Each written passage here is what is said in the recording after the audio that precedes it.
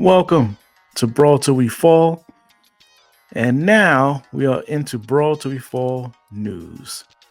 So we're going to talk about some things, many things that happened this week and last week because we missed a week. So we're going to try to cover everything in this show. I try not to be before you long, but it's a lot. So we're going to get into it. First of all, we got to talk about my boy John Cena. That's the main news of this week. It came as a shock last night when he announced it at WWE's pay-per-view, Money in the Bank. It's a shock to me. He's one of my favorites, as wrestlers. And it's sad to see him go, but at the end of the day, I understand, he's leaving on his own recognizance, which means he's not going because he's injured or has to retire. And I can't blame him. I did the same thing. I retired too early. But I do understand that, he's leaving on his own accord, and that's great. He's going to be greatly missed. He is one of the premier, like I said, athletes of all time. So my boy John, and I knew when he came out with this shirt on that said the last time is now, I already knew that he was going to retire. I already knew that was going to happen. So that's what's up. I'm happy for my boy. So he gets an applause. All right, let's get into what happened last night. Because a lot of things that led up to Money in the Bank this last week. So we're going to get into the results of the things that happened. I mean, I predicted some of the stuff, but some things was just unpredictable. I did call the Drew McIntyre thing in a sense because I thought that Jey Uso was going to win that one, but Drew did win.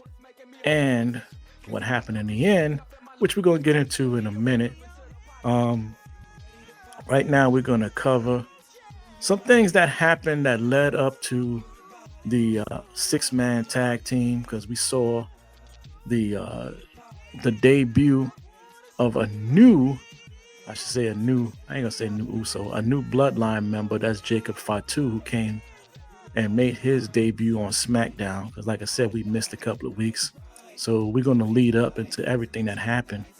So with Jacob coming in and destroying everybody led to the six-man tag team match that happened. And that was the main event of the evening. And it was a hell of a main event. It was no joke. They pulled out all the stops, but to no avail. The bloodline outnumbered these guys, which I already knew they were going to win. There's no way the bloodline wasn't going to win this match because it was four against three. Ain't no way, unless Cody Rhodes or RKO, which is Randy Orton and Kevin Owens, had someone in the background waiting to come out there, which nobody did. Nobody came to their rescue, which means they lost. And to no avail, Bloodline wins again.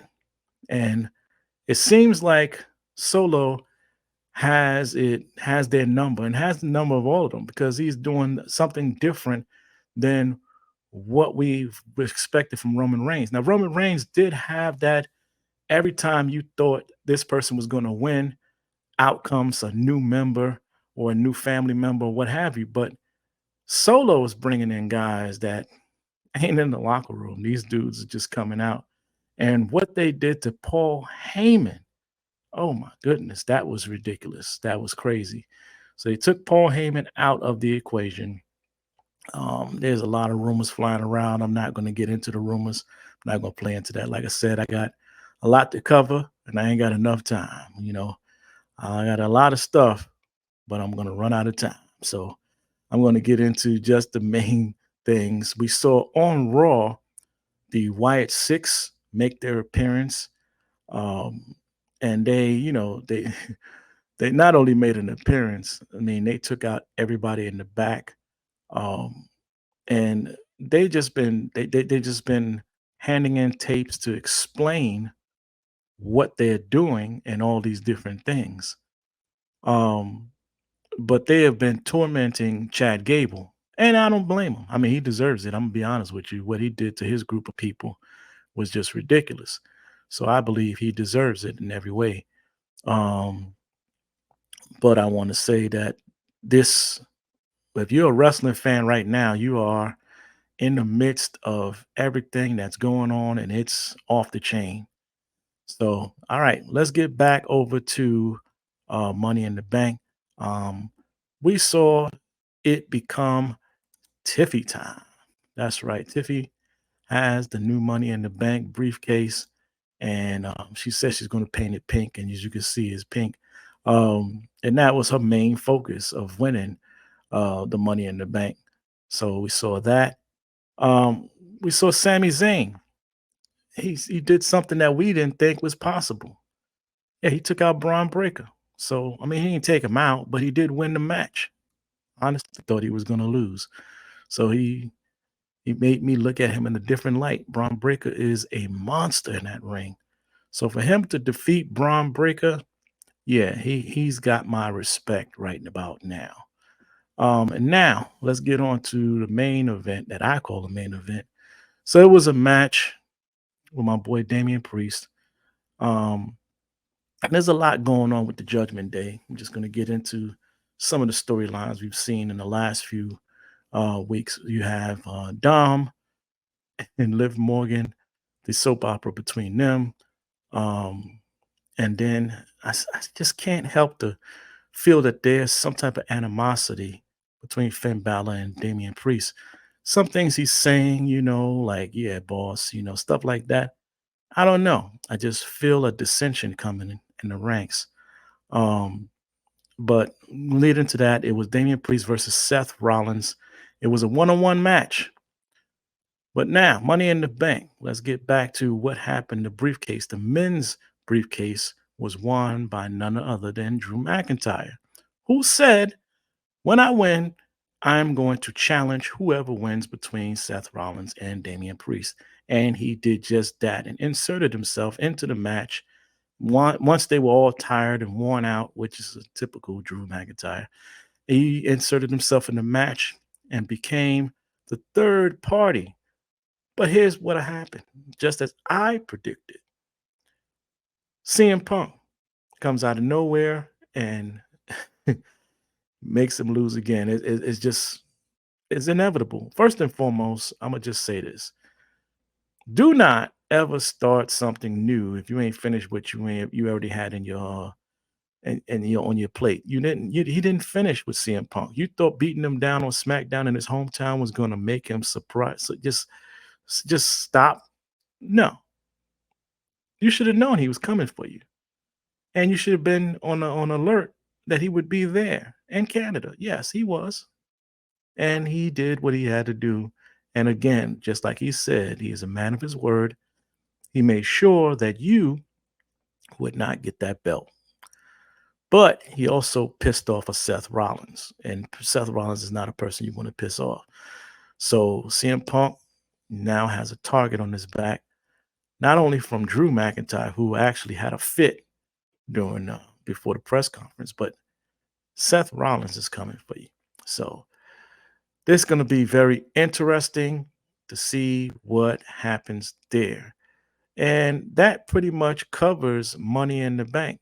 Like I said, Trish Stratus was great on the show, but Tiffy did her thing. Um, CENA announced his retirement. Um, yep, and that's pretty much. So now we're going to get into what's going to happen tonight. Yes, tonight is going to be NXT's Heat Wave. And I want to see if my boy Trick walks out the champion. So let's see what happens with that. But I'm going to just give you the rundown. There's a few matches I'm not really totally into, but I'll give you the rundown of the matches that I really want to see. So I do want to see what happens with my boy Obafemi. I want to see if he is going to actually have a challenge because he's going up against um, someone I don't think that is on his level. Now, here's my thing. Here's my thing. I don't knock my boy Lee. Here's my thing. Wesley is a good competitor for somebody that's his size. He's great. Axiom, any of those guys. But against a monster like a Obafemi, brother, you need to step aside, give up that, uh, give it up. I'm gonna be honest with you. Until you see that Oba, just handed it away to somebody that you can actually beat. And if he does win, if somewhere they write this in that he wins against an Obafemi, it would be unbelievable. I know you're trying to do stuff there, WWE, and make it unpredictable, but that would be too much. So my money is on Obafemi, keeping the belt. And rumor has it, allegedly, that Moose from TNA he's willing to go up against Obafemi. So I want to see that if it does happen. And if Michaels can make that happen, that'll be great. Roxanne Perez versus Lola Vice. Again, unpredictable. Here's the thing. She just went up against a juggernaut opponent in TNA. I don't think that Roxanne Perez, even though to me Lola Vice is a better wrestler and she can grapple and she's have some experience in other areas of wrestling, I don't think that Roxanne Perez should be losing after facing of a Jordan Grace, which she defeated. So I don't see it happening. So my money is on Roxanne Perez defeating Lola Vice. Kalani Jordan has earned my respect. I was upset that she got the North American title at first, but she's earned my respect. I have respect for Kalani. But Sol Ruka is a better wrestler. This one I'm out to lunch on because I don't know who's going to win this one. I would like to see it. So, the tag team champions, Nathan Frazier and Axiom versus Chase U. I'm going to be honest with you. I see Chase U winning this for a couple of reasons. One, Axiom and Nathan Frazier has been having some chemistry issues with each other. One wants to go in one direction, the other one want to go in another direction. So I see this is probably the cause of them losing their titles. But on the other end, Chase U also has backup of Ridge Holland, who has been helping him win by cheating method, but still he's been helping him win. So I believe that Chase U is going to get those tag titles. Carmen Petrovic and Ariana Grace versus JC Jane and Jasmine Nix is the match that I really don't care about. I can flip a coin and see who wins this, but it really don't matter to me. But if I had to pick, Ariana Grace needs a friend. So if her and Carmen Petrovic win, that would be great. The main event, Trick Williams versus Javon Evans versus Ethan Page and Shawn Spears. Here's my prediction on this. Okay, so let's get into it. Let's talk about it. All right, so here's what I think. Here's my opinion on this. Okay. Ethan Page has not finished his squabble with the Metaphor. And I feel that they're going to interfere and cause a distraction or something. He may not even make it to the match because those guys are upset and pissed off. Well, the two guys and the two girls, they're upset. So I think he's going to have a problem. Shawn Spears and Javon Evans are very into each other as far as competition. And I believe they're going to be so wrapped up into fighting each other that they're going to forget all about Trick. And whoever knocks each other out, Trick going to roll him up for the win, and Trick Williams is going to retain his title. That's my prediction, and I'm sticking with it. Well, that's all the matches that are there for tonight's Heat Wave.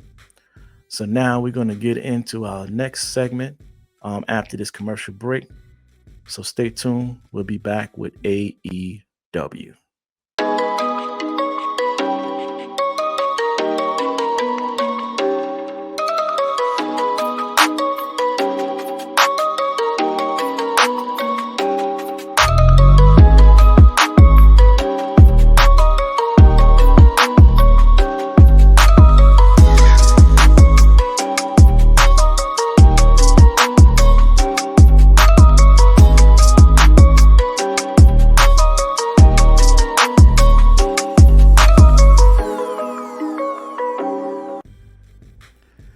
Hey there, family. This is your boy Teo, aka Tony Ant-Man Oso, for those that know me. I'm just giving you an update on our show, Brawl Till We Fall. We got some changes. Brawl Till We Fall is now going to be a news show. It's going to be updates just like we've been doing, but it is a news show now. So we are doing more broadcast news about what's going on in the wrestling world. So with that being said, we still will have our Let's Talk About It special Thursday segment. It's going to be per month as per pay-per-view. Maybe 2 times per month. Depends on the pay-per-view because we have AEW and WWE. Also TNA, who is also doing their pay-per-views. So we've been covering all of the 3 major wrestling shows. So with that being said, thank you for tuning in. Don't forget to subscribe. And you can also catch us on Brawl Till We Fall at Facebook, Twitter, Instagram, and TikTok. And we are, of course, on Brawl Till We Fall, YouTube.com. And that's where you'll catch our shows. You can also go on Facebook and go into our groups. We have 2 groups on Facebook, so you'll never miss what's going on in wrestling today. Thank you so much for being a fan, and I hope to see you there in our rooms later.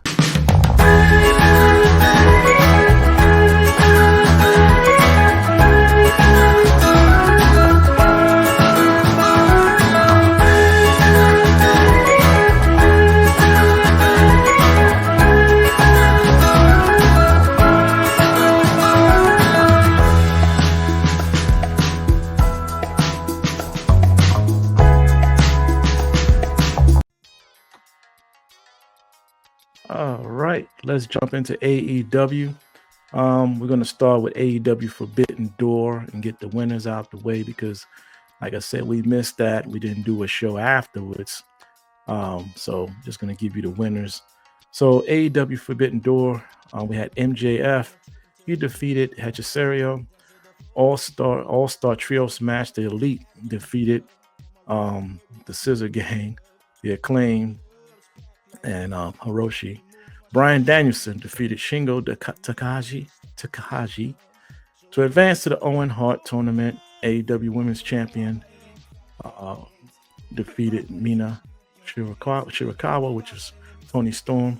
Zack Sabre Jr. defeated Orange Cassidy. The FTW champ Chris Jericho and the Learning Tree got beat by Hook, Samoa Joe, and Shibata. The ladder match, which was the highlight of the pay-per-view, I'm going to be honest with you, that was off the chain. Briscoe was the man for the night. He did some crazy stuff. He's like the new Terry Funk to me.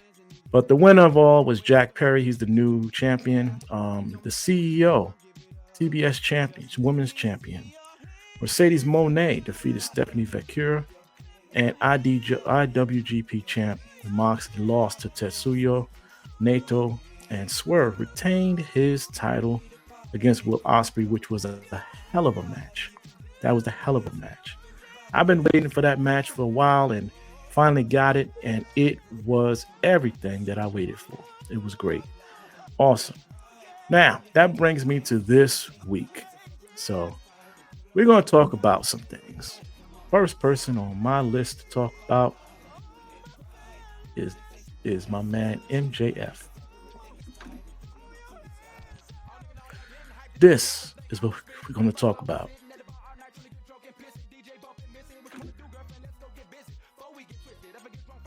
The devil is back. That's right, I said it. MJF. Now, let me tell you what happened.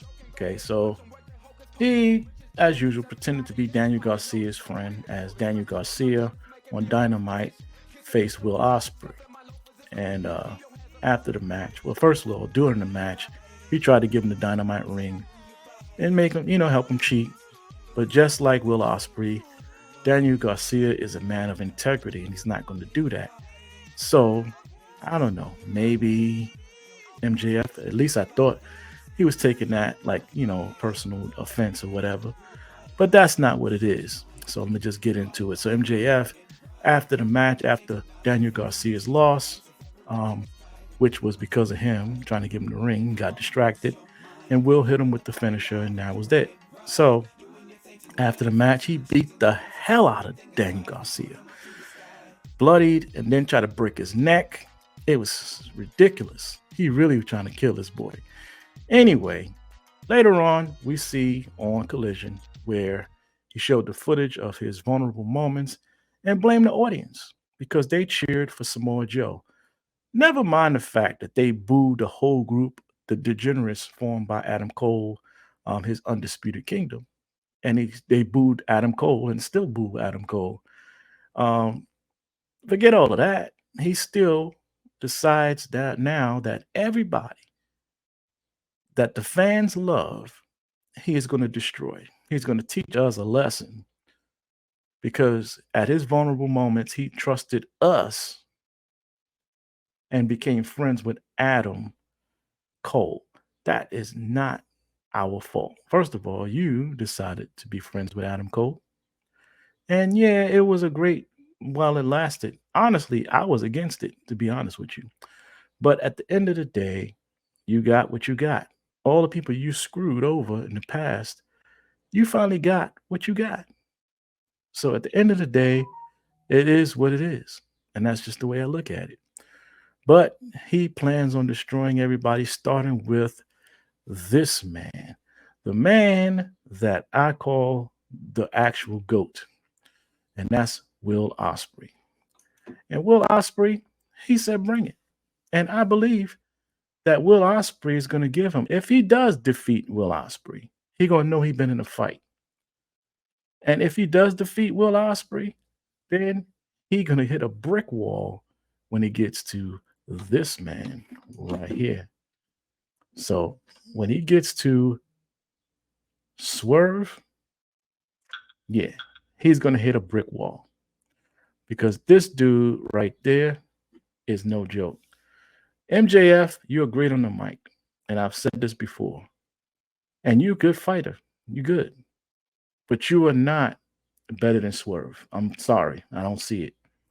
So, you're gonna be in a damn hell of a fight, and he probably whip your ass so that you understand and know that you're out of your league when it comes to certain people.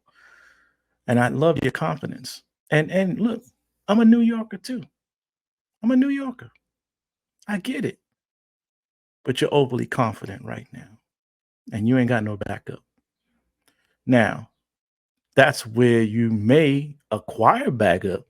And that's the only way you probably get up or get around Will Ospreay because he, as I'm getting into this news now, Will Ospreay severed ties on Dynamite with which and I've been complaining about this for the last few weeks, how he has not gotten his due from this supposed group of people that he's with, which is the Don Callis family. And so it's great that he severed his ties with Don Callis. So he's no longer a part of the Callis family, which is great. Awesome. Kudos for Will Ospreay. But maybe as this is the time that you might need him. I don't know, but he never came to your backup in the beginning. And in fact, during your match with Swerve, he tried to get you to use a screwdriver, and that caused a distraction, set up you for, whatever Swerve delivered. So at the end of the day, he was more of a distraction than he was a help anyway. So you may need to get some new friends. I don't know. Anyway, moving on. So some other surprises happened. And let's just get into it. Okay. So we saw the return of Hangman Adam Page. And the EVPs took him off suspension because they was under the impression that he would help them out at Blood and Guts, but he did not take the invitation, and they still trying. but he is only there to win the Owen Hart tournament so that he can go and get his revenge against Swerve. He has a hatred for Swerve. So he is trying to get that Owen Hart because the winner of the Owen Hart tournament will at all in London, which I might go to, I'm thinking. But they get that shot, get the shot at Swerve. So at the end of the day, after what I just saw a match on Collision with your boy, and this dude is really off the chain. So I mean, Adam Page, um, he defeated Jay White. I'm gonna just get into it. He defeated Jay White, and even though he had help from Christian Cage that came out because Christian Cage and Jay White have been going back and forth, which I'm gonna get to in a minute. Um, he has a new look in his eyes, a look of evil. So I don't know. Adam Page has a new look. Jeff Jarrett came out there because he was choking the hell out of Jay White with his belt. He really is off the chain right now. So um, I don't know what's going to happen with him.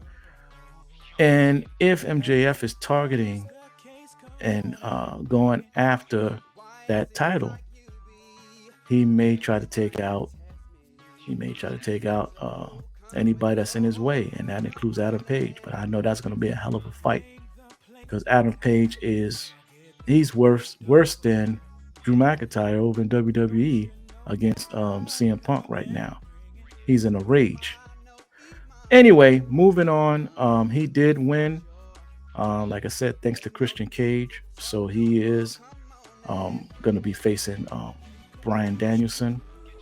And that's going to be the last fight before he gets to the main event, which this Wednesday he's going to be fighting Bryan Danielson. I can't wait and see what happens, because if he makes it past him, then he gets Swerve, and that's going to be a hell of a fight. I can't wait.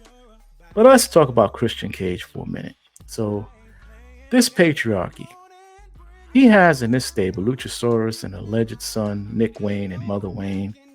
And he done started some feuds with the House of Black and Bullet Club Gold. Because I know Jay White ain't gonna let this one sit. He's not.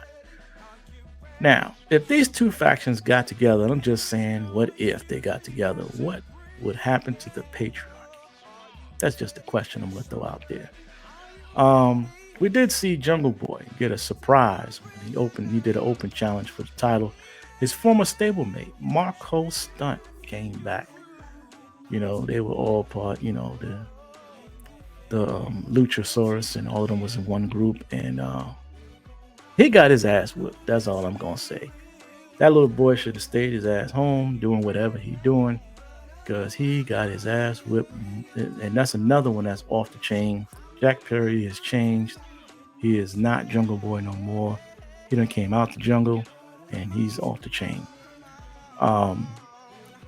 We have some Owen Hart Foundation Finals news, which is women's finals. Willow versus Mariah May, which will be this Wednesday, along with the Adam Page and Bryan Danielson fight.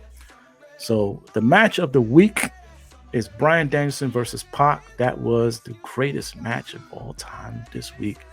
I'm going to tell you right now, back and forth, it was off the chain. So with that, second great match was Adam Page versus Jay White. Those two did they pull out all the stops.